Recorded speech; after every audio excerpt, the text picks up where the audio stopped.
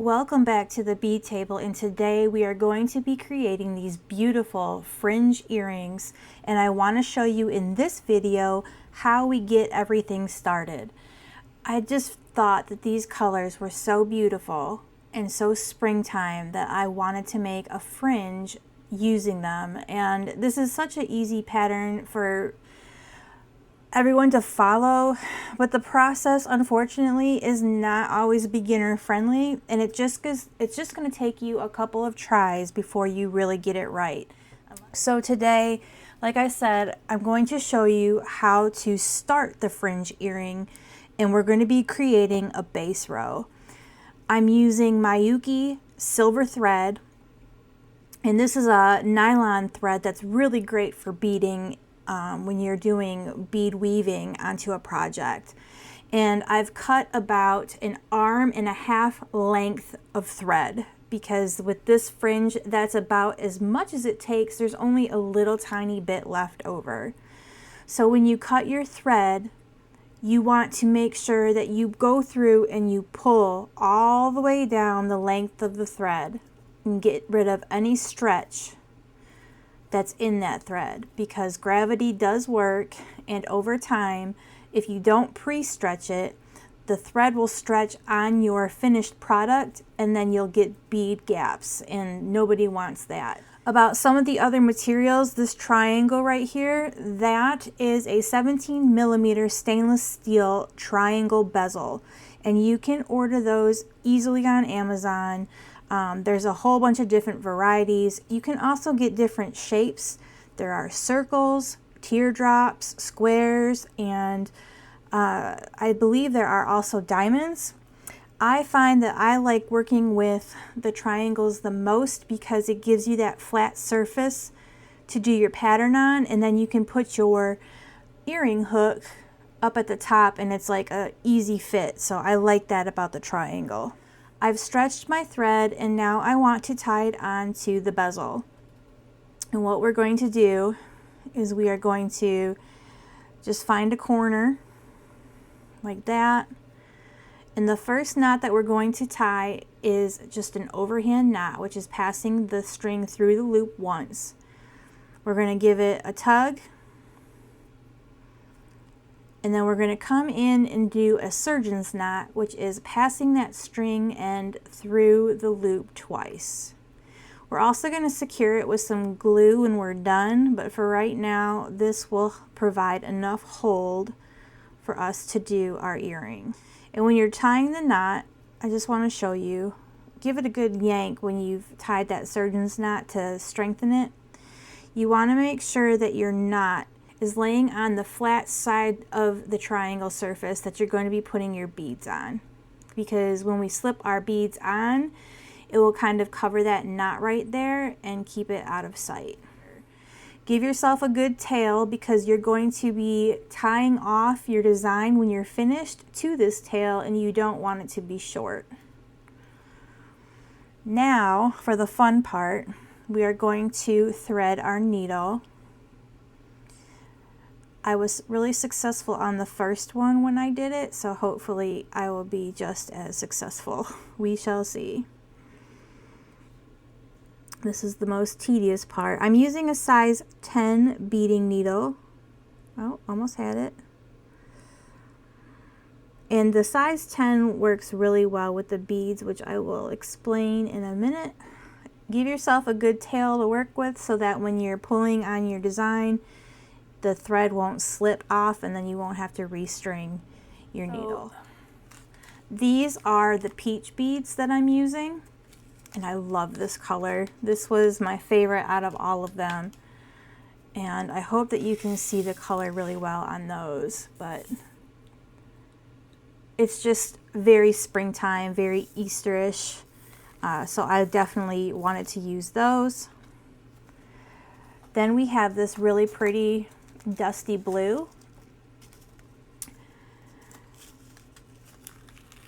and I'm a fan of all blue colors, but this one, like, it was just so pretty, and it matched really well with that peach that I had to get that one to go with it. We've got an olive green, which reminded me of like when the grass starts growing again in the summer, springtime. It's that bright, vibrant, olivey type green. It's not green yet, it's just starting, and that's what that reminded me of. And then we've got these dusty rose kind of colored beads, which I felt just finished off the palette perfectly. You could do this design using about 5 grams of beads each, which is still more than enough. I've also got some 11-0 silver seed beads, 15-0 silver seed beads, which are what these little guys are at the very bottom of the fringe. And then I've got, I believe these are 6 millimeter. I believe these are 6 millimeter bugle beads. They're the shortest ones that were on the site. I really honestly can't remember, but they're smaller. They're not the larger ones. Off the camera, I've got just my earring findings, my hook, 2 jump rings, and the little backer. All right, so to start our base row, the first thing that we're going to do is pick up 2 beads. So we've got 2 beads, and we're going to take them all the way down to the bezel on our string, or thread rather. Watch out for your tail, it likes to get in the way. And when you get them down there, you see that one stacks on top of the other.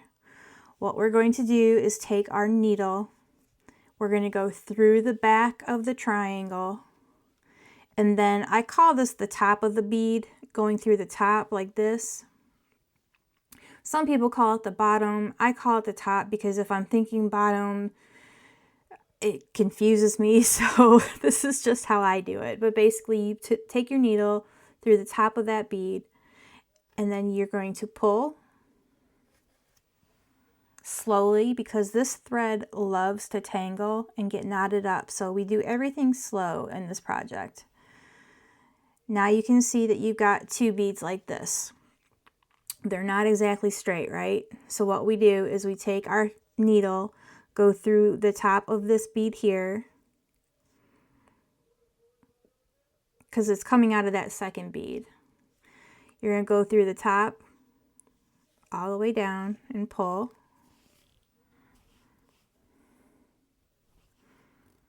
Like that.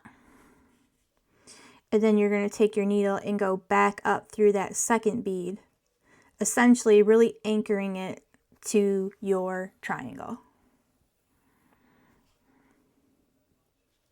Like that. Take your nail or your thumb and kind of tug with it over the beads like that so that the string tightens. And now for the rest of our pattern, we're going to be picking up 1 bead at a time. On the 17 millimeter triangle, you can get about 13 beads across.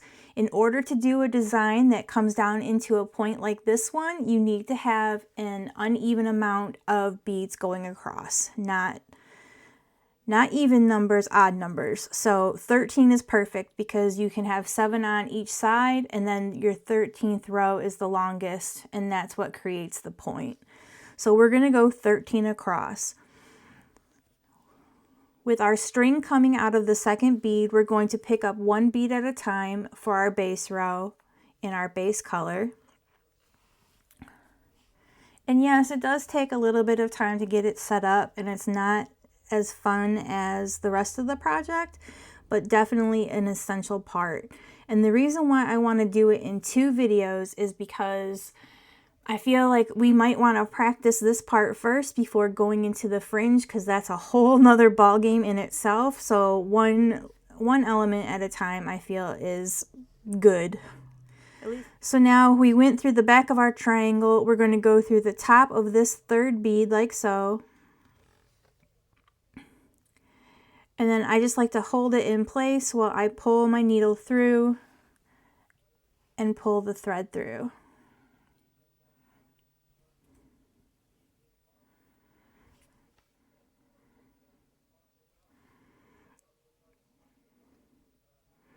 And it scoots in really nicely right next to that second bead, give it a good pull, and let's do it again. I find this method to be very relaxing, especially on a Sunday, but I do want to tell you that you need to pay attention to your count. If you're going to be easily distracted by anything, it's probably not the best time to work on a project like this because the count is important. Otherwise, your fringe will end up uneven and it's so frustrating. Let me just tell you, I've done it quite a few times. So now that bead is sitting on top. We take our needle through the back, put the needle through the top of the bead like that, kind of turn it, hold on to it, and pull the needle through.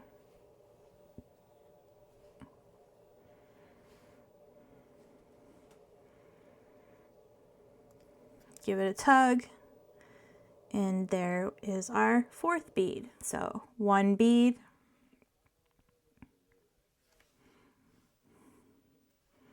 down to our bezel, triangle.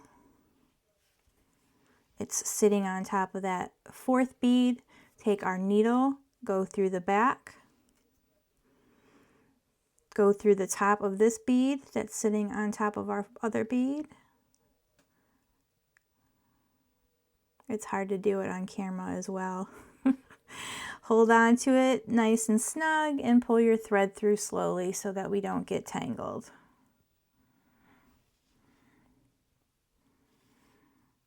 And then give it another good tug to kind of secure it to the triangle. One more time, and then we will pause and come back. One bead, take it down to our triangle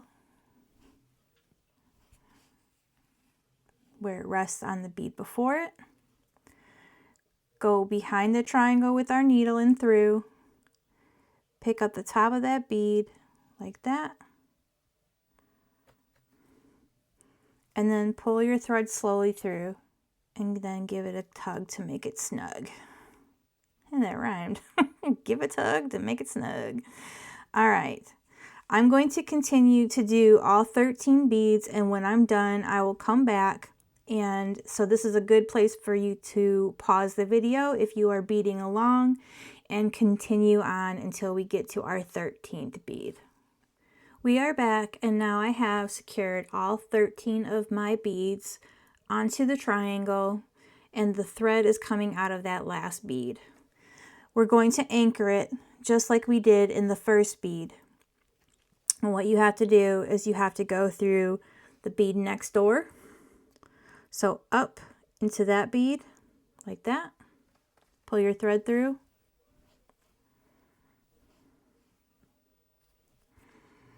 Give it a little tug. And then we're going to take our needle and we're going to go back down our last bead like that. Pull the thread through.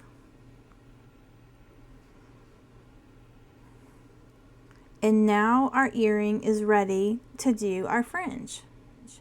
Thank you for joining me today at the bead table. Bye, y'all.